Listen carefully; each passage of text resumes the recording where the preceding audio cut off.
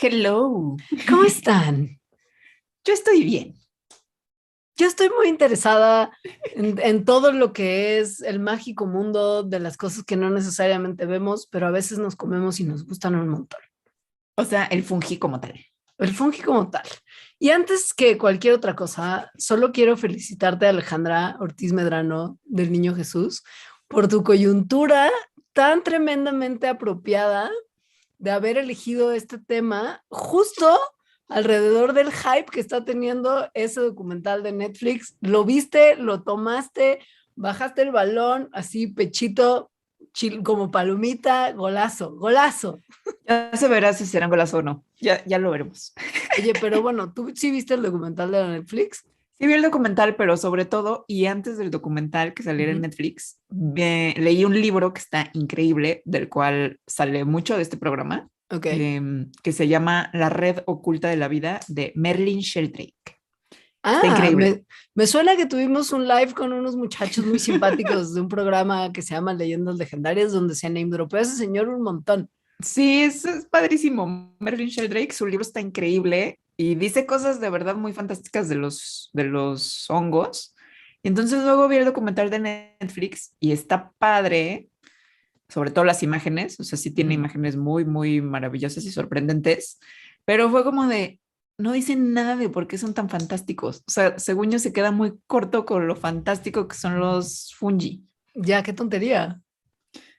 Sí, es raro. Y luego al final habla mucho de un señor que pues sí es un señor muy importante que es Paul Stamets, pero es como, ¿por qué no mejor hicieron un documental nada más de él? En fin, tendría muchas cosas que decir de documental, pero mejor decimos cosas de los hongos. Porque además tenemos mucho de qué hablar. Este programa Exacto. probablemente va a ser largo. Entonces, si no tiene como una botanita o algo, póngale pausa ahorita y vaya por una quesadillita de hongos y proceda a disfrutar. Porque hoy le vamos a contar cosas como, ¿qué es el micelio? Micelio. Por ahí tenemos que empezar para hablar de lo fantásticos que son los hongos, o sea, Ujú. lo verdaderamente fantásticos. Claro, porque champiñón es solamente como una porción muy poco fantástica y miren que son sensacionales Exacto. de por qué son fantásticos los hongos. Sí. El micelio es una red de como hilitos de esos, cada uno de esos hilitos es una hifa. Una hifa es como un hilito, es decir, un filamento, una estructura filamentosa que están, sí, que en conjunto la maraña de hifas es el micelio. Sabemos que estamos un poco circulares, pero iremos diciendo más cosas. Lo que son las hifas en realidad es una cosa que es como de una célula de grueso y que son la forma en la que los champiñones, los fungi, crecen de manera vegetativa. Son una o más células rodeadas por una pared celular tubular que crecen a partir de las puntas. Y esto es muy importante porque la realidad es que los hongos, que son un conjunto de seres vivos realmente fascinantes, que, que confunden a todas las personas que los investigan, O que tienen se los comen. o que Ah, di lo que hiciste. Los hongos no son, por más que de repente los pensemos como más cercanos a las plantas que a los animales, son unas criaturillas muy particulares. O sea, para empezar, no se reproducen por semillas ni consiguen energía por fotosíntesis como hacen las plantas. No, no. Ellos se reproducen por medio de esporas. Y estas esporas, de manera medio parecida a las semillas, germinan, pero la diferencia es que también las esporas son como súper duraderas y entonces aguantan así cosas súper extreme. Las esporas, cuando encuentran buenas condiciones para ello, germinan y lo que producen en vez de un brotecito como de su frijolito de la práctica de la primaria en la que le ponían en algodón y el frijolito germinaba, cuando las esporas de los fungi germinan, lo que producen son una masa de estas estructuras como de una célula de ancho que se conocen como hifas y que se entretejen entre sí. Colectivamente, las masas de hifas se llaman micelio. No lo olvidemos, micelio. sí, y hay que recordar también va a ser muy importante que crecen a partir de la punta, lo cual se le llama ápice y fale. Sí. Entonces, bueno, el micelio es una cosa muy padre y literalmente significa más de uno. Y se refiere entonces a este cuerpo vegetativo del hongo. La parte más grande de los hongos siempre es el micelio y es la que casi nunca se ve. Vemos como el champiñón, pero lo que está abajo, es decir, lo que está en el sustrato, que puede ser el suelo, madera, tu sándwich, etcétera, es el micelio. Esa cosita que nos comemos, o sea, el champiñón, solo es la parte visible del organismo, como si fuera una flor, más o menos, porque de hecho son la estructura reproductiva de los hongos. Es decir, ahí salen las esporas. Lo negrito que tienen abajo los champiñones, como esas rayitas muy suavecitas y muy ricas de tocar, son las esporas cuando están negros. Esto se llama cuerpo fructífero porque es justo como el equivalente que sería como una frutita en la naturaleza que llevan las semillas, aquí se llevan las esporas. Y es por eso, por todo el concepto como del micelio, que cuando uno ve que algo de su comida en su refri tiene hongos, no basta con nada más rasparle lo que se ve, porque dentro de todo ese producto hay toda esa red pequeñísima de cosas que no necesariamente estamos viendo y que pues básicamente implica que por más que le raspes la superficie, ahí va a seguir habiendo fungi.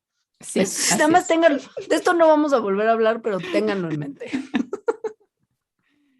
A ver, los hongos además son heterótrofos, como ya dijo Leonora, es decir, tienen que agarrar su comida, la energía de su alrededor, como nosotros en realidad. Nada más que en vez de, o sea, de meter su comida, digamos que ellos se meten en la comida, secretan enzimas en lo que sea que se vayan a comer, digieren como allá afuera y luego ya meten lo digerido a su cuerpo. Entonces es parecido a nosotros, pero al revés.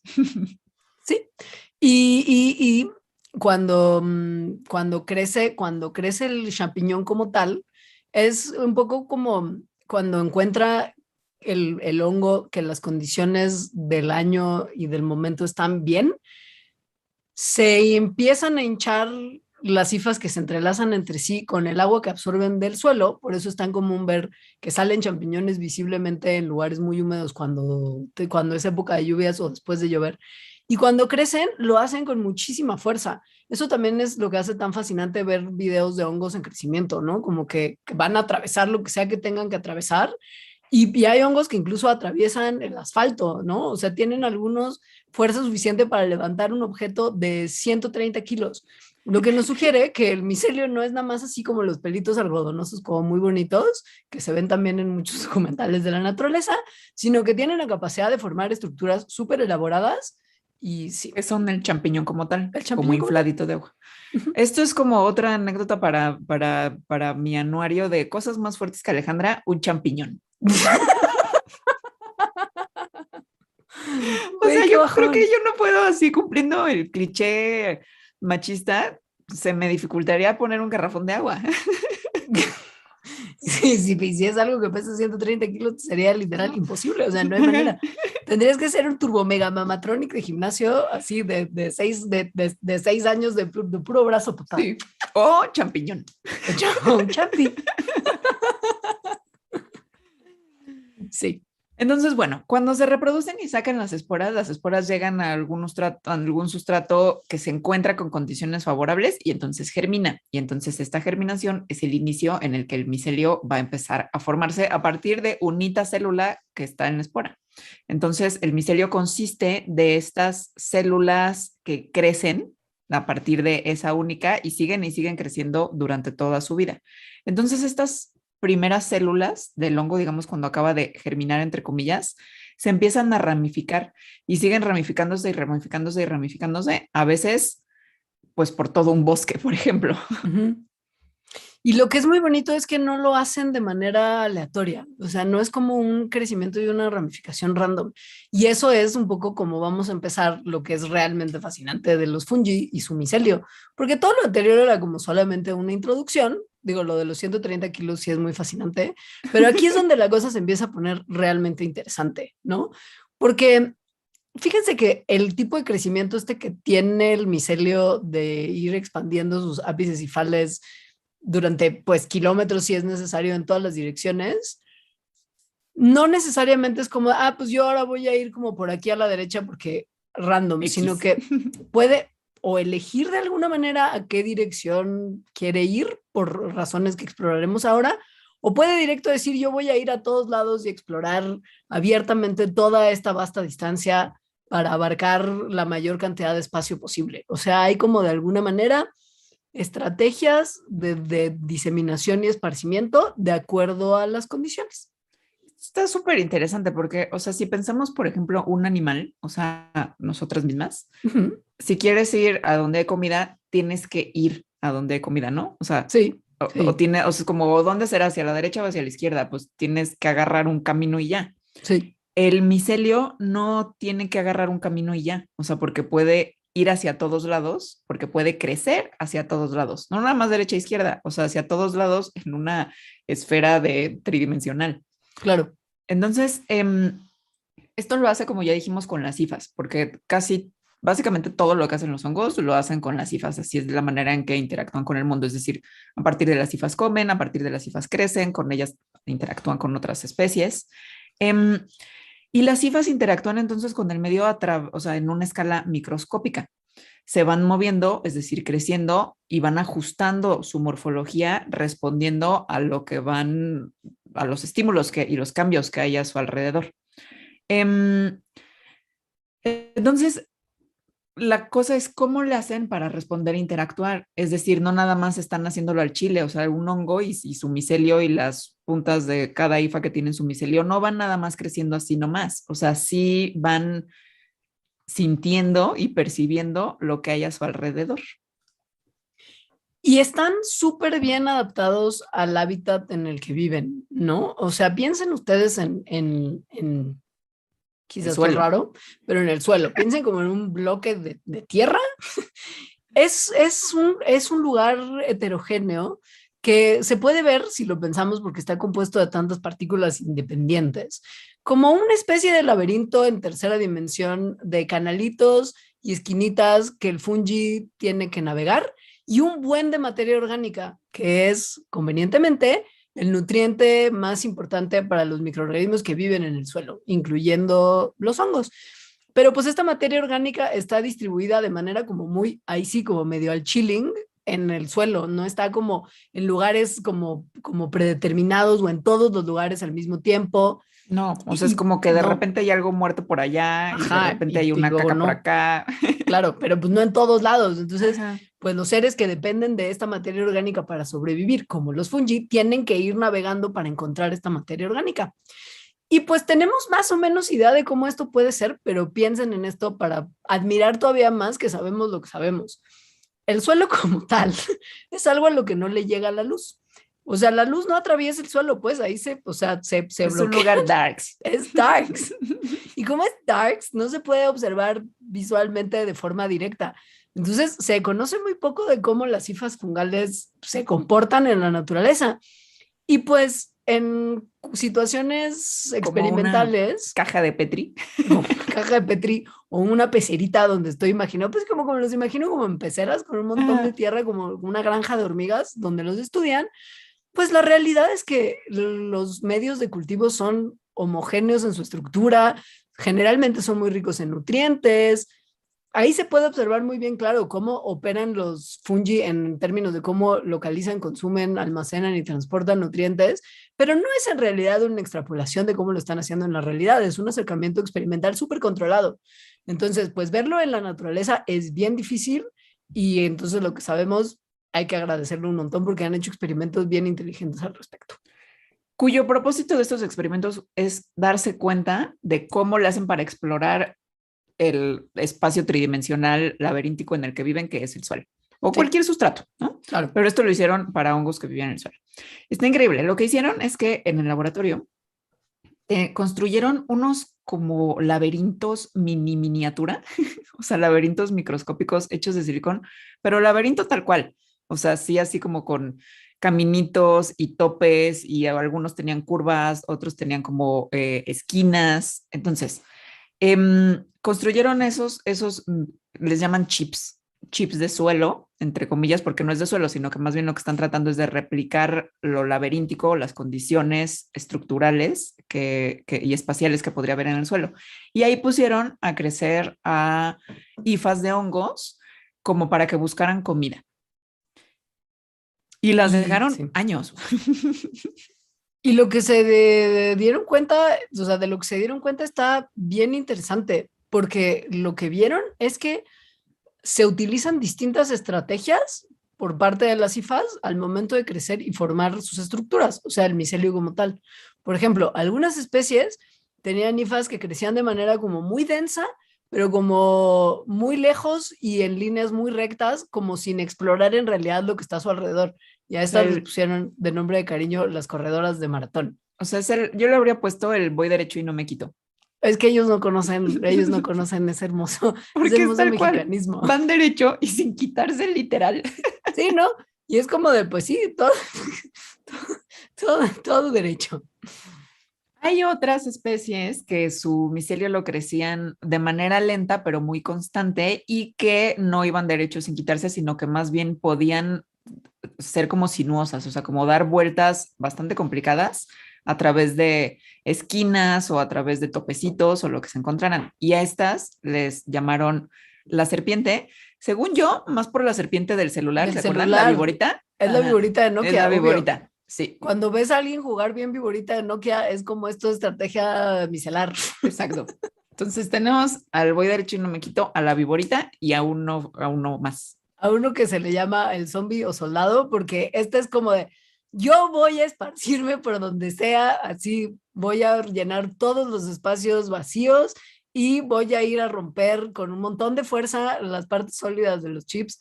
O sea, es como, pues sí, como mega invasor, pues como una horda Sí, de zombies, como 28 días después. Que que no son son zombies, soldados zombies más, o son, sea, son infectados. En ok, Juto ok. Mohamuto ya nos dijo que son infectados. Pero bueno, piénsenlo así, porque así es. Entonces, estas tres estrategias se cree que son rasgos evolutivos que han evolucionado dada la gran diversidad de ambientes en los que los hongos encuentran y han encontrado a lo largo de su evolución.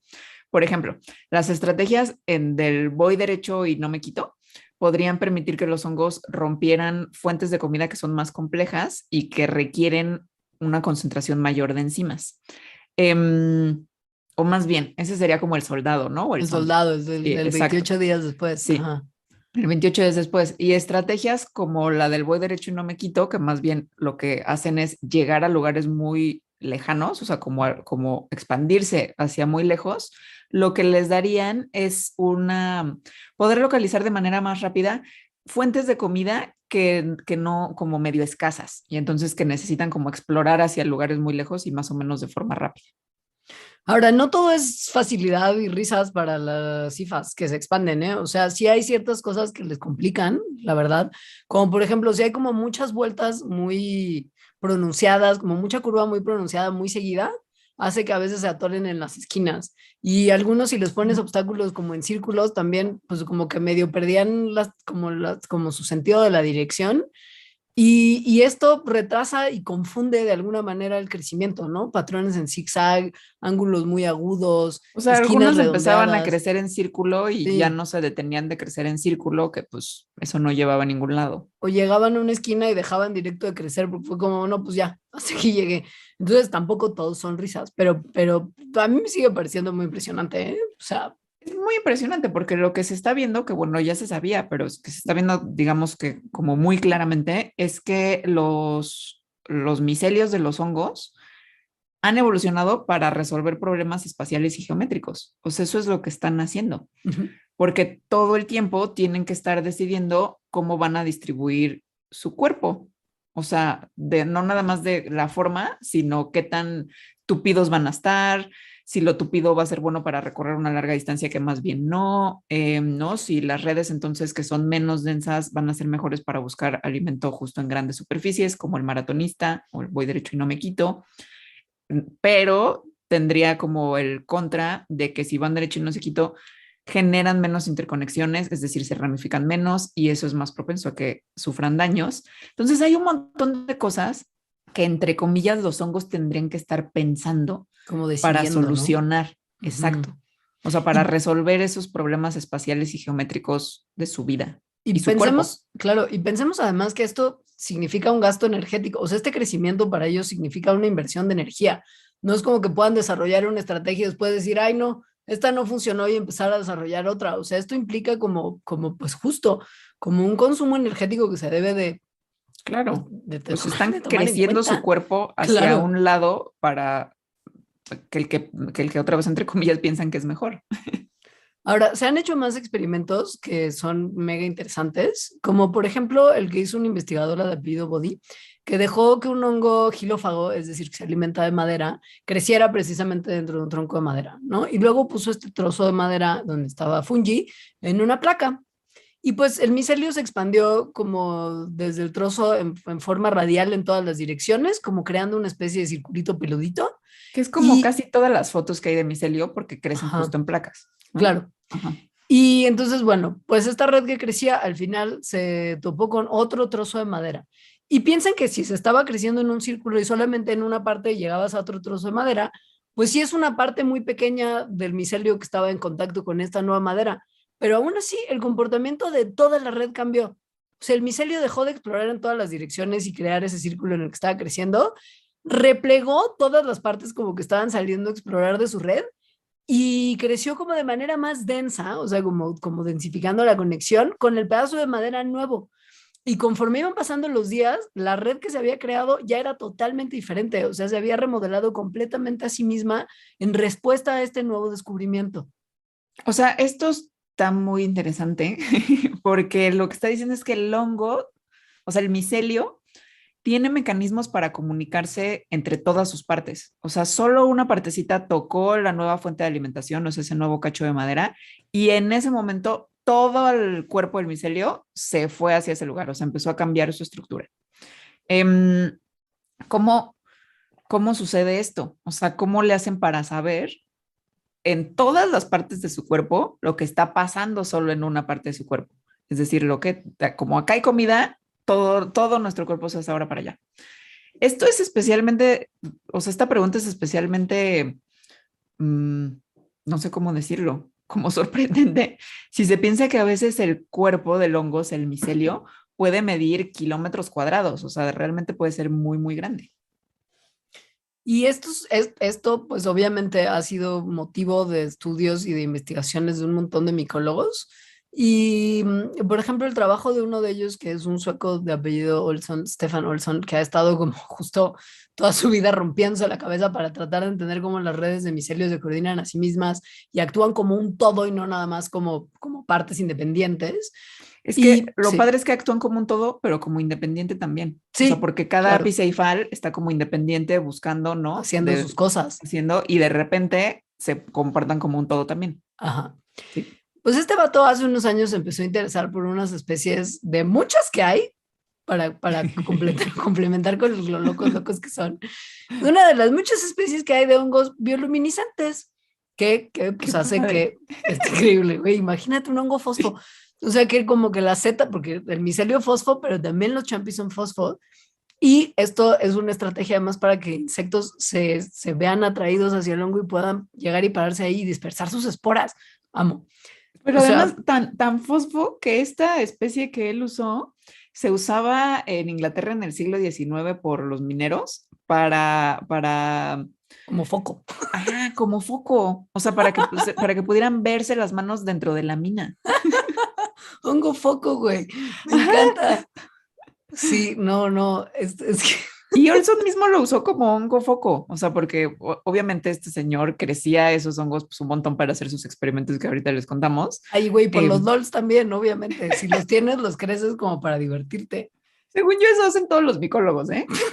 Por los LOLs lo hacen todo. O sea, también por la science, pero se divierten mucho. Pero bueno, entonces Sí. el chiste es que lo dejaba crecer en botes, en frascos, y después lo usaba para leer en la noche. O sea, estaba como tipo Güey. en su buró. Qué tal que eres como el hijo, como la hijita de Stefan Olson? Y es como, van a tu casa los amiguitos, y es como, qué hay en ese tarro? Ah, es el hongo con el que mi papá lee en las noches. What the fuck? Hijos de Apaga la luz, biólogo. no se puede, es un hongo. Hijos de biólogos. Bueno, Stefan Olson dejó crecer al micelio no ya en jarritas en su casa para la diversión de sus bendiciones, sino en placas de cultivo en el laboratorio. Y puso dos de ellos en una caja donde había oscuridad total. Los dejó una semana solitos con una cámara especial que les tomaba fotos cada tanto, como cada segundo, unos cuantos segundos. Y luego unió esas fotos como en un video como a cámara rápida que muestra que dos cultivos de micelio que no están conectados entre sí crecen hacia afuera formando como círculos irregulares en sus placas separadas, brillando más en el centro que en sus bordes, ¿no? Ese es como el primer momento de este experimento. Y hasta ahí todo bien, o sea, todo como muy Normal. normal. Mis hongos que hacen eso, pues X.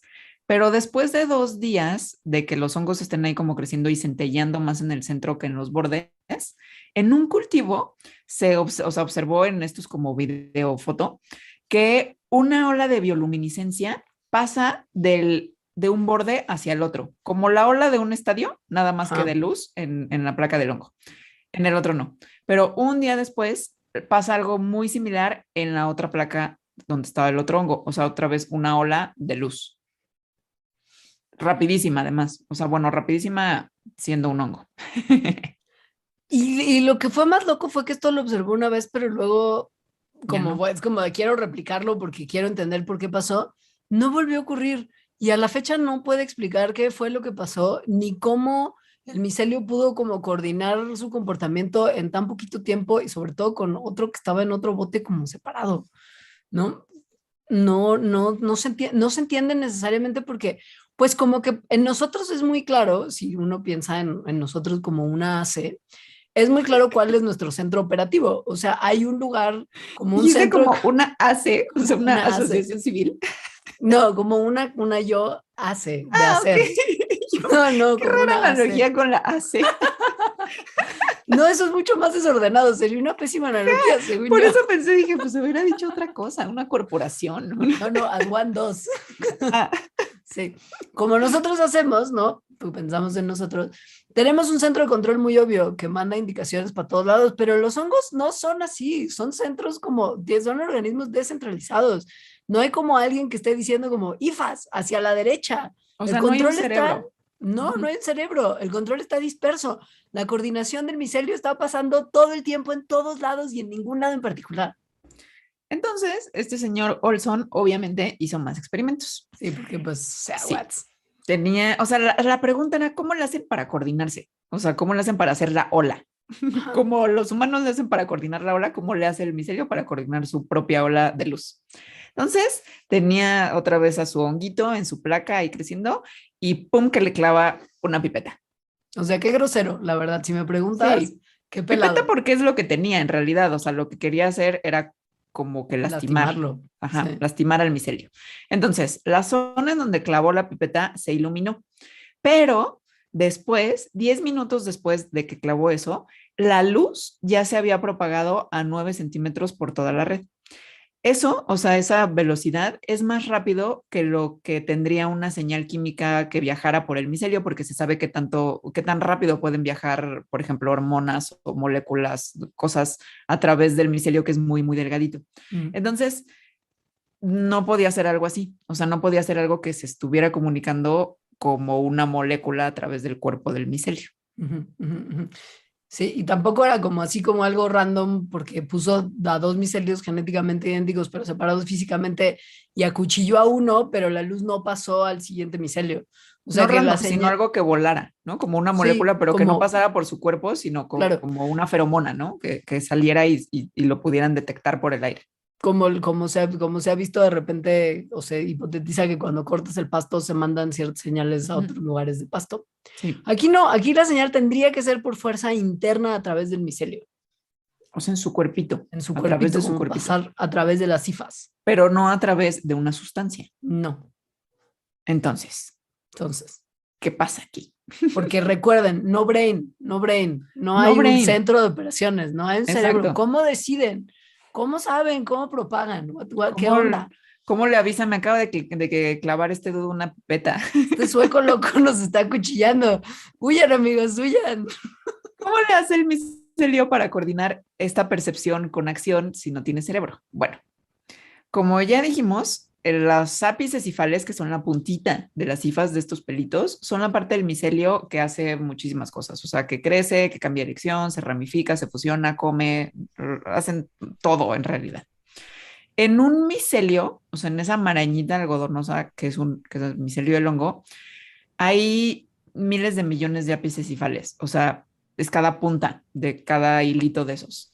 Todos asimilando y procesando información al mismo tiempo.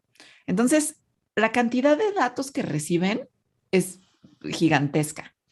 Y por lo tanto, la velocidad a la que tienen que procesar esos datos y mandarle la información a los otros, pues también tendría que ser muy rápida.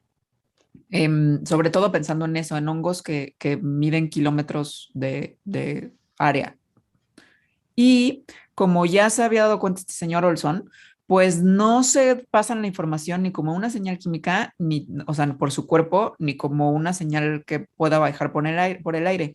Y eso se ha visto no solo con la pipeta clavada en el laboratorio de este sueco, sino se ve, por ejemplo, en los bosques hay veces que ocurren unas cosas que se ven súper bonitas, búsquenlas en Google Scholar, que se llaman anillos de hadas, que son un círculo de champiñones, o sea, de setas, pues, del cuerpo fructífero de hongos, que pueden ser muy grandes y que además hay veces que el micelio, o sea, que forman parte de un mismo micelio y el micelio de abajo puede tener cientos de años de edad o expandirse a cientos de metros. Y de repente, al mismo tiempo, saca un cuerpo fructífero de manera sincronizada en un círculo. Les dicen anillos de hadas porque se supone que las haditas bailaban, o sea, una hada arriba de cada champiñoncito, como concierto de Björk. Güey, todo esto me suena súper legit. Yo ya lo vi, yo sí. Entonces, eso quiere decir que no salen estos cuerpos fructíferos al chile tampoco. No, o sea, no, se al chile coordina el nada. micelio, se coordina de alguna manera. Pero how? How es el misterio. Hay Exacto. algunas ideas de cómo, ya que ya se descartó químico y volátil. Y una es que, por ejemplo, se puede pasar la información como por cambios de presión o de flujo de agua o de algún otro líquido. Como por ejemplo, funcionan los frenos de un coche cuando un rápido cambio en la presión de una parte se puede sentir en otro momento en otra parte del coche. Pero Sí. el sueco con cuchillos, que pipeta cuchillo, cree que es electricidad. O sea, que funciona en realidad un poco y por eso la analogía con el cerebro resulta tan conveniente, que puede hacer algo como análogo a nuestro sistema nervioso en la forma en la que se mueven las señales. ¿Y cómo funciona el sistema nervioso en los animales? Electricidad, cuando tú me miras, algo sobrenatural. ¿No? Pues sí. Pues sí, una sensación que me domina. Lucero, O sea, Lucero sabía, güey. Lucero sabía.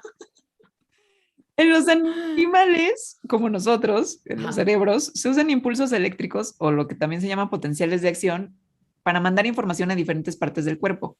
Entonces, las neuronas, que son las células del sistema nervioso, se prenden por electricidad y de esa manera coordinan entre ellas el comportamiento, pues, de los animales, de todo el cuerpo de los animales.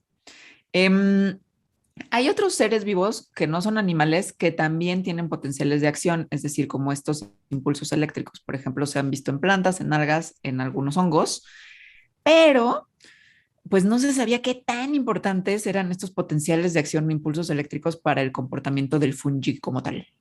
Hasta Suecia. Resulta que este Olson, que claramente va a dedicar toda su vida a entender esto para siempre jamás, le pidió a unos neurocientíficos que todos sabemos, porque en Mandarax somos fans, que le prestaran sus juegos, de que tienen los mejores juguetes de todos los investigadores. Entonces fue de, please, préstenme sus chivas. Pero además chivas de todo tamaño posible. Ajá, o sea, desde estudiar cerebros grandotes hasta pequeños cerebros de polillas, porque los neurocientíficos tienen esas cosas. Cerebro O sea, de polilla. güey, como una baby resonancia magnética funcional. Aquí más bien era como para medir el impulso Sí. en los cerebritos, pero igual es como microscopio, o sea, baby material de laboratorio. ¿Quién hace ese material de laboratorio? O sea, cuando le preguntas a alguien que es dueño de esa compañía, así de, ¿y ustedes qué hacen? Hacemos herramientas para que estudien cerebros de polillas. What the fuck. Pero bueno, entonces este vato consiguió a los neurocientíficos que tenían ese gadget y le dijo, please pónganlo en micelio. Y escogió para ello el hongo armillaria, porque este hongo forma redes de micelio que pueden medir kilómetros y que además duran miles de años de edad. O sea, de hecho, fun fact, el ser más grande del mundo en este momento, mientras estamos haciendo este programa, es una armillaria. ¿Cuánto es el ser más grande del mundo? 10 kilómetros cuadrados de terreno que ocupa ese ser vivo en las montañas azules de Oregón. O sea, eso es como kilómetros cuadrados. 1665 campos de fútbol.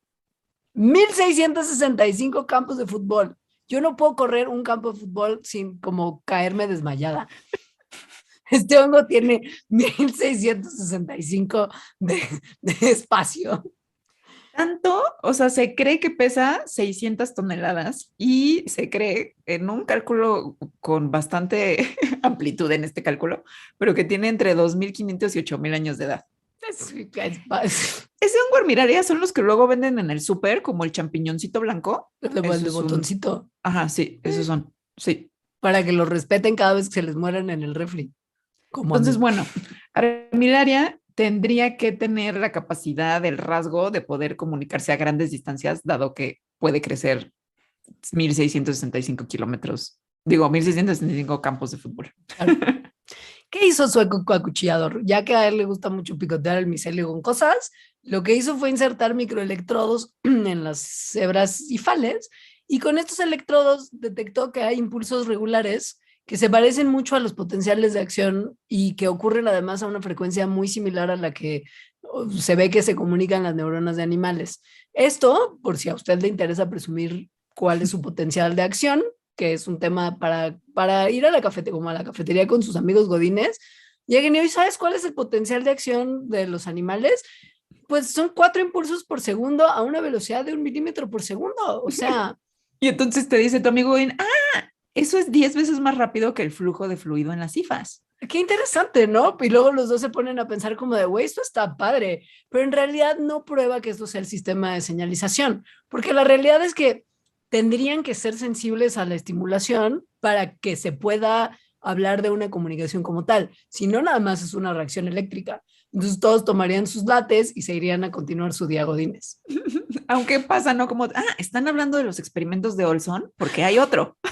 Claro. Porque claro, esto lo pensó Olson también, ¿no? O sea, que Obvio. esto no probaba comunicación. Entonces lo que hizo fue poner como una carnada para el micelio, es decir, un trozo de madera, porque eso es lo que come este hongo, a varios centímetros de los electrodos. Entonces, como que lo iba acercando tantito, o sea, como que iba así como, ay, aquí está tu maderita, aquí está tu maderita, aquí está tu maderita. Y entonces de repente que la madera ya toca el micelio, de repente los impulsos eléctricos se duplicaron. Y les Luego quita es como, güey. ay, Te ya no está creas. tu maderita. Te creas. Ya no está. Tanta madera ya no está. Y esta ¿Qué frecuencia pasó? de los impulsos regresó a como estaban antes. Entonces, luego lo puso, o sea, hizo lo mismo, pero con un plastiquito, aquí está el plastiquito, aquí está el plastiquito, y no pasó nada cuando el plastiquito tocaba el micelio, porque no comen micelio, no comen plástico esos hongos. O sea, no es nomás el peso y no es nomás que te chocaron con algo. Es que es la madera, man. Ajá, exacto. Entonces, esto no nada más lo hizo con, o sea, ya que se dio cuenta de esto, lo hizo con otras especies, como por ejemplo las zetas. O sea, lo que conocemos nosotros como zetas, que son un género que se llama Pleutortus, y con otras. Y con todas las especies que lo hizo, pasaron cosas similares. Entonces, según esto, las señales eléctricas podrían sí ser una cosa en la que expliquemos que los hongos se mandan mensajes a diferentes partes de la red y que comunican cosas como de, ay, sueco loco nos está cuchillando o ay, sueco loco nos puso madera, vamos a comerla.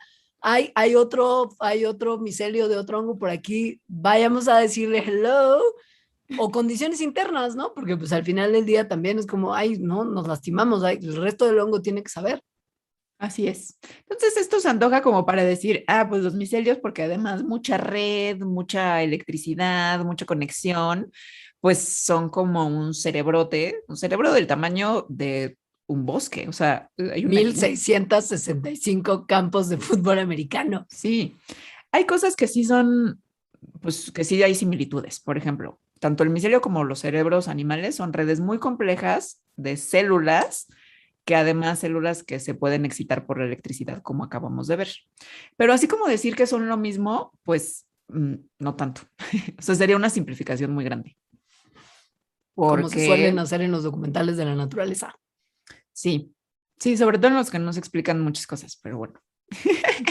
Siento que se está señalando un documental en particular, aquí se me ocurre. Aquí quién sabe cuál será, de qué tema. ¿Sabe? A ver, los cerebros, por ejemplo, animales, o sea, como un cerebro humano, hace un montón de cosas, o sea, procesa lenguaje, procesa pensamientos, tiene, además, no nada más esto, sino que un micelio y un cerebro tiene una arquitectura completamente distinta.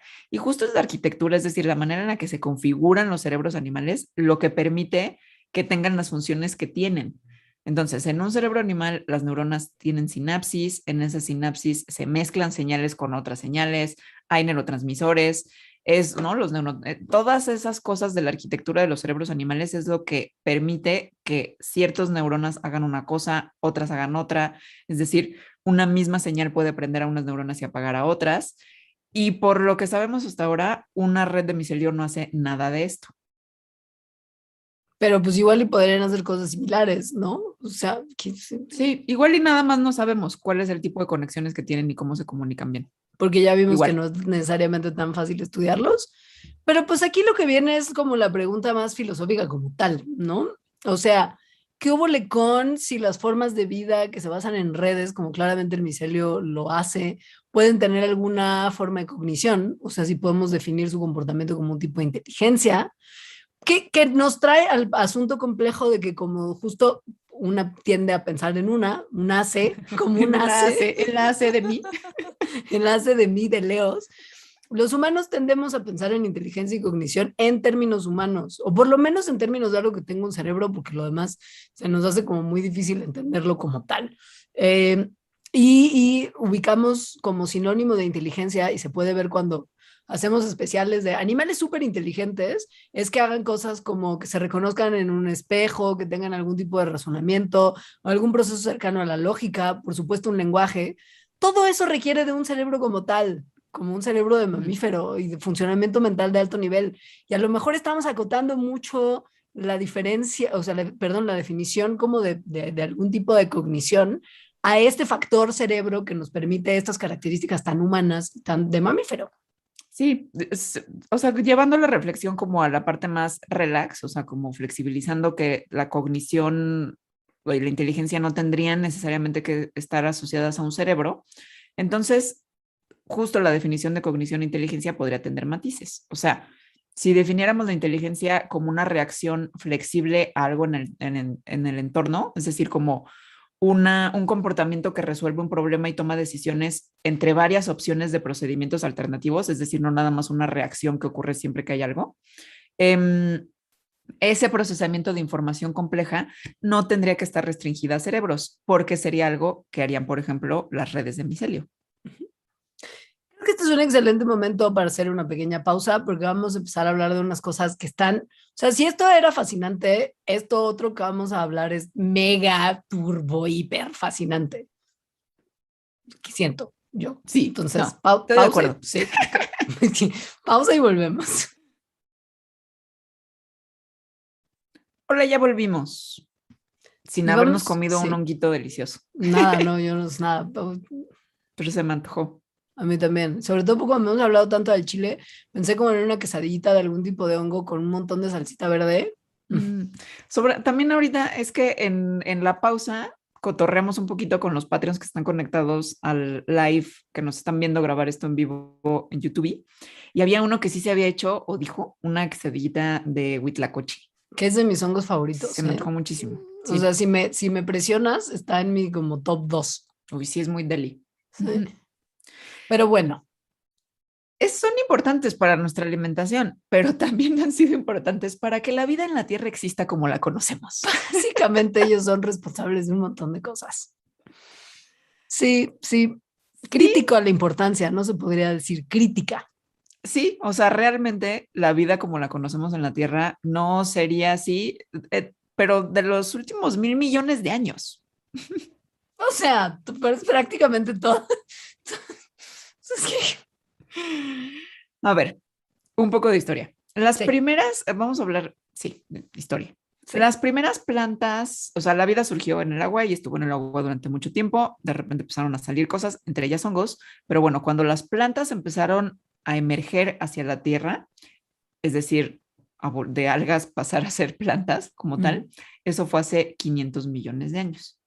Y en ese momento, así desde el principito del origen de las plantas terrestres, empezaron a tener una relación muy cercana con los honguitos que ya existían afuera. Es decir, esta colonización de la Tierra que siempre se dice así como del animal que la cagó y se salió. El pez, es el pez. Ajá, sí. Y las plantas, ya había fungis y bacterias ahí afuera por mucho tiempo. Y pasa que las primeras plantas estas que decidieron dar el salto y salir no tenían raíces. Entonces, como ustedes sabrán, las plantas obtienen muchos de sus nutrientes a través de su sistema de raíces. Y si no tenían raíces, era como de, pues, ¿y de dónde va? ¿Y de dónde van a sacar? ¿Y de dónde van a sacar lo que necesitan para crecer?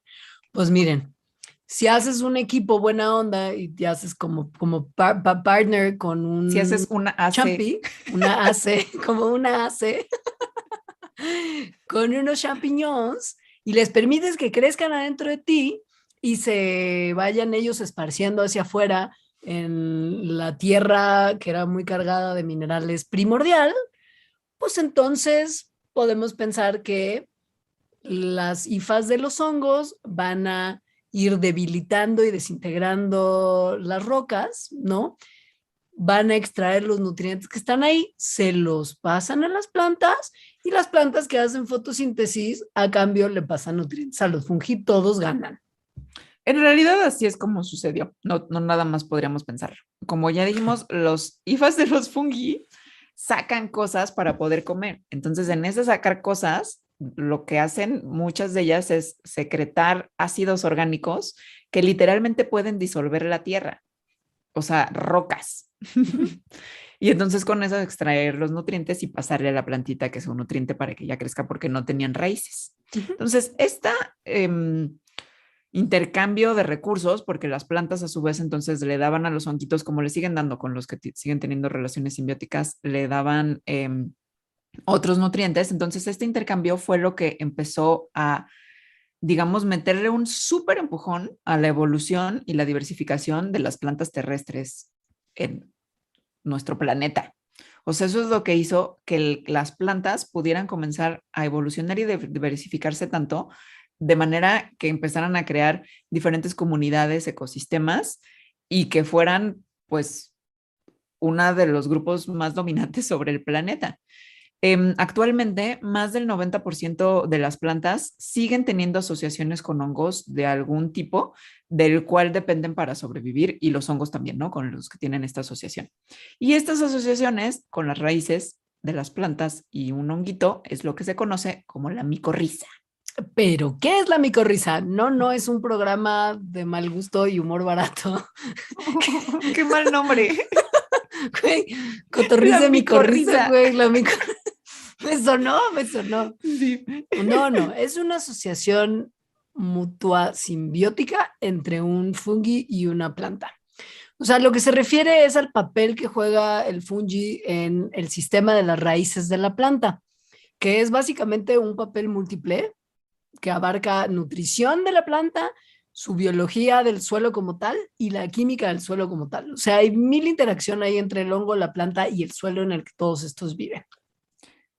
Sí, eso es algo que a mí no me había quedado claro. O sea, la interacción que es la micorriza, como siempre la había pensado así como, ay, bueno, pues sí ayuda a la planta y con eso nos ayuda a nosotros porque así nos llegan nutrientes que nos comemos de las plantas, pero también crea al suelo, literal crea suelo y determina cuál es la química de ese suelo. Entonces, a ver, en una asociación micorrícica, los hongos colonizan los tejidos de las raíces de las plantas. Hay diferentes tipos de hacer micorriza, unos intracelulares, otros extracelulares, que no vamos a hablar de esto. Y esta asociación generalmente es mutualista en el sentido de que el hongo recibe un beneficio y la planta también recibe un beneficio de estar asociados así. Y esto empezó a crearse, es decir, como a formarse estas asociaciones hace millones de años, pero no nada más empezó a hacer esta asociación, sino que con eso se empezó a hacer el suelo. Antes no existía suelo. El terraforming como tal. Ajá. O sea, sí, pues todo eso. cambió. Sí. Miren, alga verde que sale del agua hacia tierra firme, así la madre de todas las plantas terrestres, que decidió que iba a salir, aun cuando nada parecía indicar que eso era una buena idea, porque la superficie terrestre estaba toda cuarteada, era súper inhóspita, las condiciones eran mega extremas, o sea, piensa en temperaturas fluctuando así sin control, los paisajes como Marte, roca y polvo, nada que se pudiera reconocer como ese suelo pachoncito de cuando vas al bosque que todo es como negro y bonito y lleno como de basurita linda, así como todo que te abraza los pies. Nada, los nutrientes estaban todos encerrados en piedras duras y minerales y el clima era súper seco y parecería a simple vista que la Tierra estaba totalmente desprovista de vida, pero no. No, porque había una especie como de cortezas formadas por bacterias que hacían fotosíntesis, algunas algas súper extremófilas, mega extreme, y unos hongos que sabemos que son también bien extremos, que sí eran capaces de buscarse la vida al aire libre. Pero la neta estaba todo tan intenso que la vida más bien se seguía desarrollando a nivel acuático. O sea, no parecía buena idea salir de ahí. Pero salieron, o sea, a pesar de estas cosas, o sea, y además no tenían raíces, no tenían manera de almacenar ni transportar agua, tenían cero experiencia, o sea, no tenían forma en extraer nutrientes del suelo sólido porque el suelo estaba sólido, o sea, realmente los nutrientes estaban atrapados en esas rocas duras. ¡Rocas duras! ¿Cómo le hicieron? Pues haciendo amigos. Sí. El poder de la amistad. With a little help from my funky friends. A ver, no se sabe así exactamente cómo le hicieron, porque no hay así tampoco como un montón de evidencia de esto y hay como evidencia por cachos, que esa evidencia por cachos de repente apoya puntos de vista distintos sobre lo que pasó. Pero en lo que sí la gente que se dedica a esto está toda de acuerdo es que fue with a little help of my fungi friends. O sea, los fungi friends ayudaron a las plantas a dejar de ser estas como cosas marginales y chiquitas en la orillita del agua, así de help, please, no puedo pasar. A desarrollarse en gigantescos bosques y ecosistemas enteros, porque les brindaron los minerales esenciales que necesitaban para esparcirse y empezar a convertir el planeta en algo verde, que además es que esta es la parte en donde todo cambió, porque cuando las plantas empezaron a conquistar la tierra, la atmósfera y su composición cambió. Y a partir de ahí, un montón más de vida empezó también a aparecerse y a encontrar forma de salir adelante. Esto está very impressive. Super incredible. A ver, no tenían raíces las plantas, los honguitos les ayudaron a obtener minerales y nutrientes y entonces se empezó a hacer suelo, porque entonces ya de repente había minerales disponibles y nutrientes disponibles en lo que ya era suelo, tal cual, ¿no? Ya no nada más en rocas ahí duras. Entonces, como los minerales empezaron a ser abundantes, las plantas empezaron a evolucionar mecanismos más eficientes de fotosintetizar y por lo tanto de tener más energía y por lo tanto poder crecer más.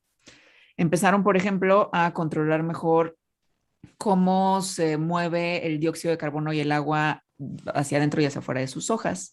Y esto, pensemos, durante millones de años que pasaba y pasaba y pasaba, empezó a incrementar la absorción de dióxido de carbono, lo cual produjo que de repente hubiera un montón de oxígeno.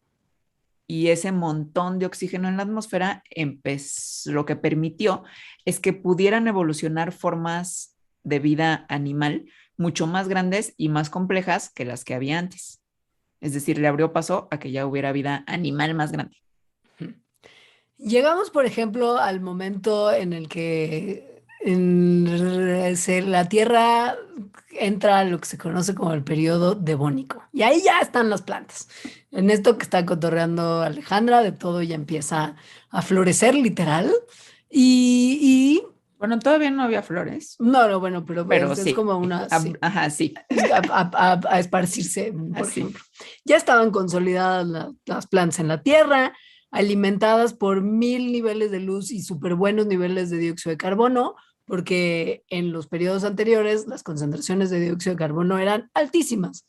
O sea, altísimas, y sabemos que las plantas modernas, por lo pronto, florecen muy bien con el dióxido de carbono y las plantas que estaban en el devónico ya empezaban también a ser muy felices con esto. Pero altísimas tipo más del doble de lo que es ahorita con todo y nuestro desastre de sacar un montón de dióxido de carbono. Ajá. O sea, sí, eran como 1000 partes por millón, 2019 y crisis climática tremenda, 400 partes por millón. Entonces estas plantas estaban súper felices con su dióxido de carbono y empezaban a desarrollar formas más grandes y complejas que en todos los periodos anteriores. O sea, en unos pocos millones de años, arbolitos que apenas alcanzaban un tímido metro de altura empezaron a convertirse en monstruos de 30 y pues el dióxido de carbono en la atmósfera empezó a disminuir un buen. O sea, estamos hablando de un 90% menos de dióxido de carbono que en el periodo anterior. ¿Y qué pasa cuando esto ocurre? Pues si ahora estamos teniendo más dióxido de carbono y más calentamiento, podemos asumir que a menos dióxido de carbono se desató un periodo de enfriamiento global. Como de 5 grados. Así, machín. Ajá. Sí. Entonces, lo que se cree es que justo este florecimiento, o sea, que de repente hubiera un montón de plantas terrestres y que es lo que hizo que hubiera muchísimo oxígeno, bajar el dióxido de carbono y se empezara a enfriar todo. Pero esto permitió que el clima fuera pertinente para la evolución de los mamíferos, que finalmente pues nos trajo a ti y a mí y a todas las personas que trabajan en ACES o en cualquier lado a la Tierra. Y a Lucerito, que tiene esa canción de la electricidad tan linda que Sí. ahora todo el mundo tendrá pegado todo el día. Así es. Sí, ahora por ejemplo, lo que te enseñan de repente mucho cuando se habla de la micorriza como tal y de la importancia de esta relación es el ejemplo del frijol, ¿no? Como de, ay, Dios mío, los frijoles que son tan deliciosos, como para ponerle a tu taquito huitlacoche unos frijolitos de olla encima, como casi, ¿quién le dice que no? Pues bueno, los frijoles no podrían sobrevivir si no estuvieran en una relación con unos fungi que hacen una cosa que es extraer ciertos minerales del suelo que el frijol necesita para sobrevivir y no necesariamente puede obtener por sí solo.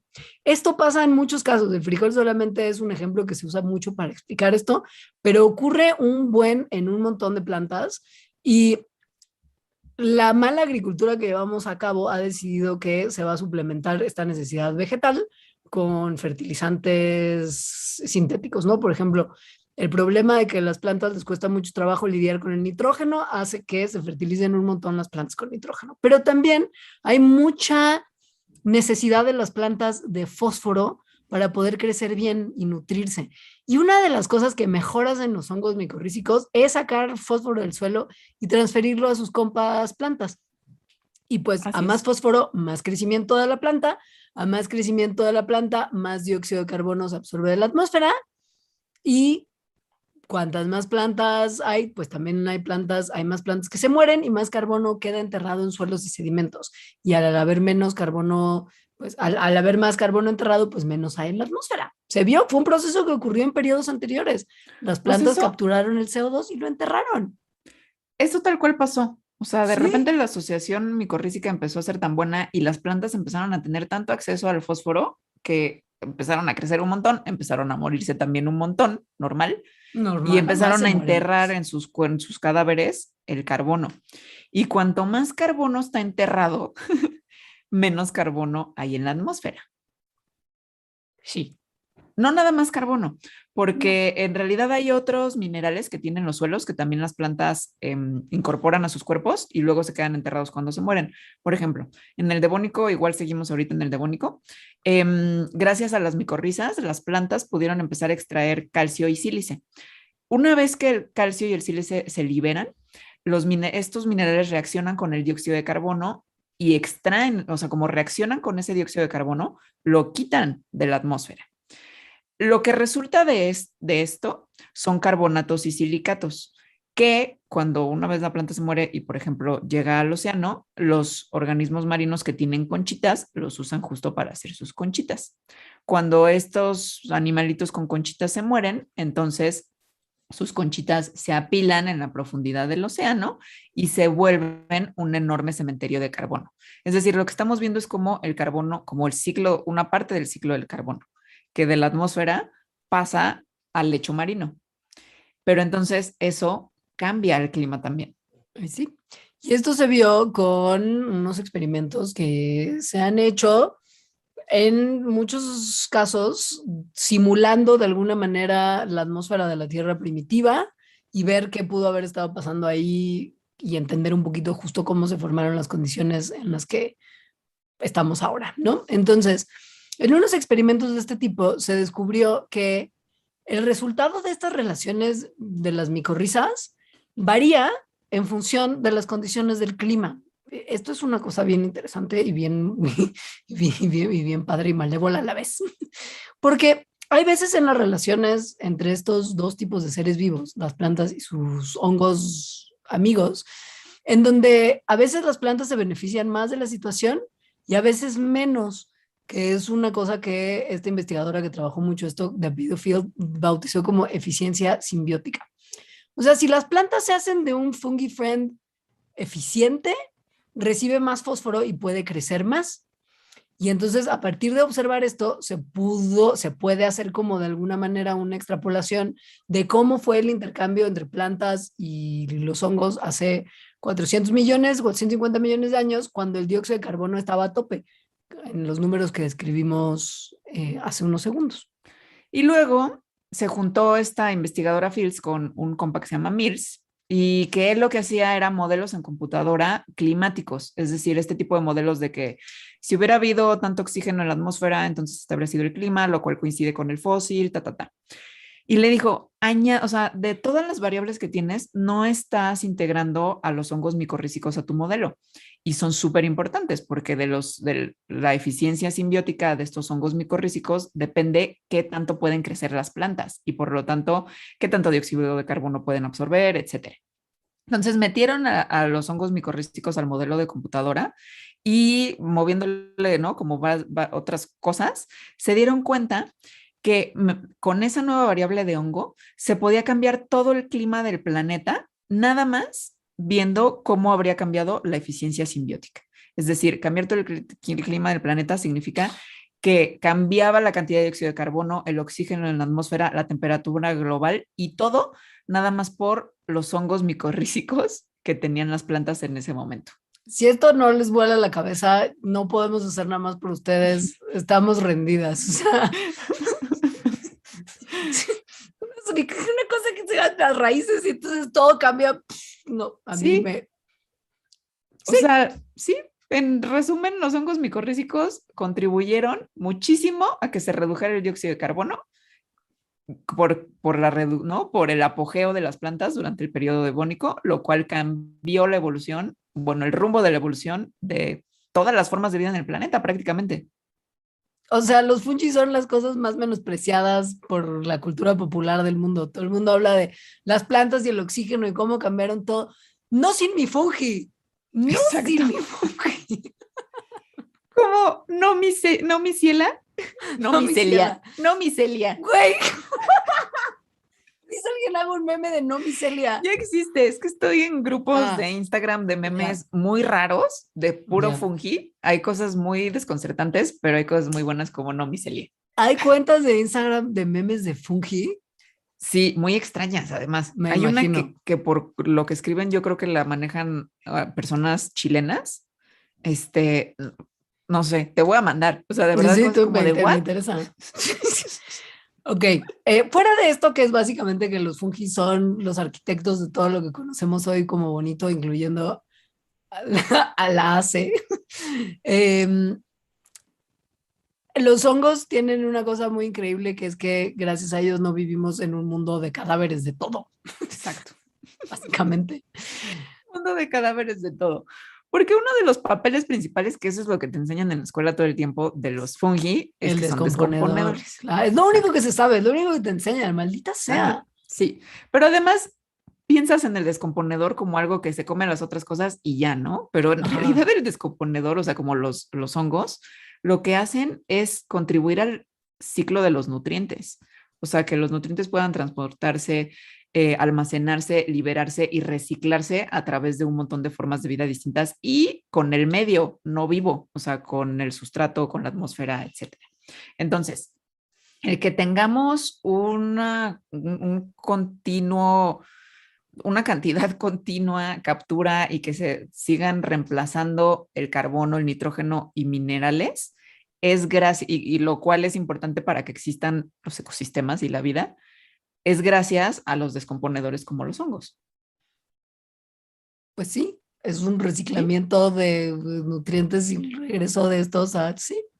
Que además lo hacen entre las cosas que están vivas o que estuvieron vivas. O sea, mucho cadáver. Sí, mucho cadáver. Ajá. Y además les late mucho deshacer particularmente dos componentes de nombre lignina y celulosa como la base de su sistema de reciclaje, ¿no?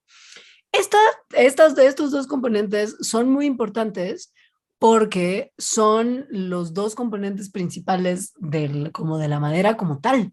De la madera. De la madera como Sí. tal, y si no fuera por estos hongos descomponedores, estaríamos como rodeados de tronco de árbol muerto ahí como que no se va a ningún lado y cuyos componentes orgánicos no se reincorporan a los ciclos y a los sistemas. Pero, o sea, es que cuando dices así como estaríamos rodeados de árboles muertos que no se descompondrían, o sea, como de madera, estamos hablando de un montón, o sea, kilómetros de Montón, profundidad. montón. ¿Y sabes por qué sabemos? Porque esto pasó, pasó alguna vez. Esto ya ocurrió, Ya amigos. ocurrió. En el periodo, vean qué inteligentes son los científicos, el periodo carbonífero. Esto no es trivial, no se llama carbonífero así al chilling tampoco. Nada de esto es al chilling. No, ahorita les contamos por qué se llama carbonífero. A ver, el carbonífero hace más o menos 307 millones de años. Es otro de esos momentos en que el clima y el ambiente en general de la Tierra cambió drásticamente. Hace 310 millones de años, en lo que, ¿no? Norteamérica y Europa, era solo una masa de tierra. Y el ecuador de esto estaba cubierto por una densa, por una densa maraña de bosque, de lo que ahorita llamaríamos como bosque tropical. Era diferente al bosque tropical actual, obviamente, pero bueno, como ese clima, más o menos. Entonces, este bosque tropical gigantesco estaba como súper chido en ese clima que era justo como calientito, húmedo. Era un clima que además propició como la evolución de los primeros tetrápodos, es decir, de los vertebrados que tienen cuatro extremidades como nosotros. Se empezaron a diversificar en un montón. Todos estaban como muy, muy a gusto, muy relax, cuando de repente Cuando de repente hubo un cambio importante en el ambiente del planeta. O sea, básicamente conforme los tetrápodos empezaron a aumentar, los bosques tropicales empezaron a desaparecer y el clima se empezó a secar mucho, causando pues una extinción masiva de muchas especies dentro de los grupos dominantes de plantas, que en ese momento eran como muy como musgos y algunos, sí. Los bosques eran muy diferentes a como pensamos en los bosques ahora. O sea, algunos árboles eran gigantescos, varias decenas de metros de alto, con hojitas más bien delicadas, parecidas a las de un helecho. era como un Con, helecho gigante, sí, con muy troncos gigante. súper delgados. O sea, no eran como esos troncos gruesos de árboles muy altos que encontramos hoy. Y porque era una época en la que las plantas estaban, pues básicamente muy enfocadas en crecer hacia arriba y este crecimiento era sostenido por la celulosa y una fibra muy densa que se llama lignina y con eso se mantenían en pie. Pero no tenían un sistema de raíces que digas como que entrara mucho en el piso y que les permitiera sostenerse en pie, que es lo que un poco permite que los árboles hoy en día crezcan tan altos. Tienen sistemas de raíces muy vastos y muy profundos que los anclan muy bien al suelo, pero si no tienes un sistema de raíces que te ancla bien al suelo, pues creces mucho y es bien fácil que te caigas como árbol largo y grande y delgadito, pues por cualquier cosa se estaban cayendo al piso todo el tiempo. Pero todo el tiempo. Todo el tiempo. O sea, todo el tiempo había árboles muy altos, además, que crecían un montón por el carbono que había en el aire, crecían, envejecían, se morían, se caían, regresaban oxígeno a la atmósfera y seguía el ciclo. Entonces, la cosa es que si eso pasara, o sea, más bien ahorita pasa, ¿no? Que árboles se caen, mueren, se caen y se descomponen por los descomponedores. Pero en ese momento, que es cuando empezó en las plantas a evolucionar la lignina, que es lo que hacía que se mantuvieran como derechitos y crecieran para arriba, eh, no había todavía evolucionado descomponedores para la lignina. Entonces, el árbol se caía, muchísimos árboles se caían grandísimos y nada los descomponía. Ahí Nada. se quedaban. ¿Y qué pasa cuando eso ocurre? Pues que se empezaban a apilar unos encima de otros. Y eso eventualmente pesa tanto que la madera se comprime y convierte esos árboles en turba. Y conforme pasa el tiempo, esta turba se convierte en carbón. Carbonífero. Carbonífero. Si hubiera habido bacterias o fungis que se comían esa madera, hubieran roto estos vínculos de carbono y hubieran liberado carbono y oxígeno al aire, pero pues como no lo sabía, el carbono se quedaba en la madera. Y esto es muchísimo carbono, o sea, el carbón que se formaba en ese momento se formaba como 600 veces más que la tasa normal de formación de carbón que vemos hoy. Sí, es muchísimo. Sí, y se calcula que el 90% del carbón que se consume en esta era industrial viene del carbonífero, o sea, de esto que estamos describiendo de los bosques del carbonífero. Por eso se llama carbonífero. ¿Sí? Uh-huh. Y pues entonces, mira, bueno, sí. Pero no siguió así, bueno, sucedió durante muchísimo tiempo, tipo decenas de millones de años, o sea, en que esta materia vegetal con lignina no se descomponía. Se acumularon entonces estos estratos de muchísimo bosque muerto que no se pudría y que entonces almacenaban tanto carbono que no regresaba a la atmósfera, que los niveles de dióxido de carbono de la atmósfera colapsaron otra vez y el planeta comenzó a enfriarse otra vez, lo cual hizo que se extinguieran un montón de especies, en particular plantas, y eso tiene un nombre que es el colapso de las selvas tropicales del Carbonífero. O sea, la madera de las mismas selvas tropicales se volvió un contaminante que produjo un cambio climático que llevó al colapso de esos mismos bosques tropicales. Que digas hoy en día cuántos organismos pueden descomponer la lignina, pues no, solamente hay como un puñadito de especies y los que mejor lo hacen, adivines quiénes son, pues unos fungis, unos hongos que se llaman muy apropiadamente hongos de la podredumbre blanca y que lo que hacen es mientras la descomponen como que blanquean la madera y pues por eso se llaman así. Ya vimos que lo de poner nombres que sean como muy ingeniosos no se nos da, es como más bien literal, carbón, carbonífero, blanquea la madera, podredumbre blanca, perfecto. Y que seguro han visto en troncos tirados en el bosque. Claro. Y la capacidad que tienen estos hongos de descomponer la madera es básicamente una de las mayores fuentes de emisión de carbono a la atmósfera, porque pues descomponen un montón de materia vegetal leñosa y lo que liberan son como 85 gigatoneladas al año. Piensen que en 2018 los humanos, que somos un horror, produjimos 10 gigatoneladas en un año. O sea, esta gente produce como, esta gente fúngica. Los fungi friends producen como 8 veces más.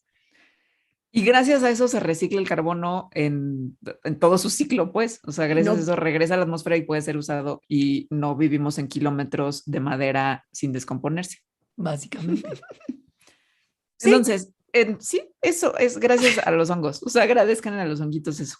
O sea, es nada más como un colofón para que se vea cuán importantes son para que el mundo como lo conocemos hoy exista, cómo surgió y cómo opera el día de hoy. Todo tiene que ver un poco con las relaciones de todos los seres vivos con los hongos, vivos y muertos. Entonces, cada que se coman una quita de champiñón o una de huitlacoche con requesón, ¿sí?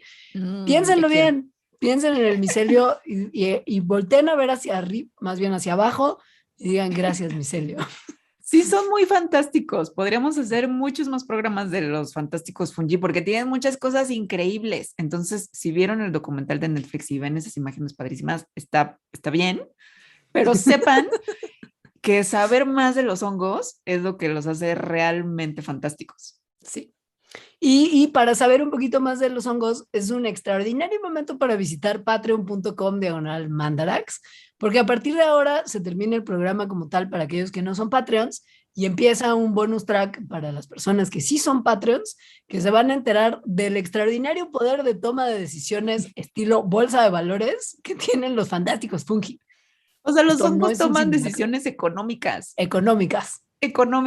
Esto no es un simulacro. Entonces, gracias por escucharnos. Los queremos un montón.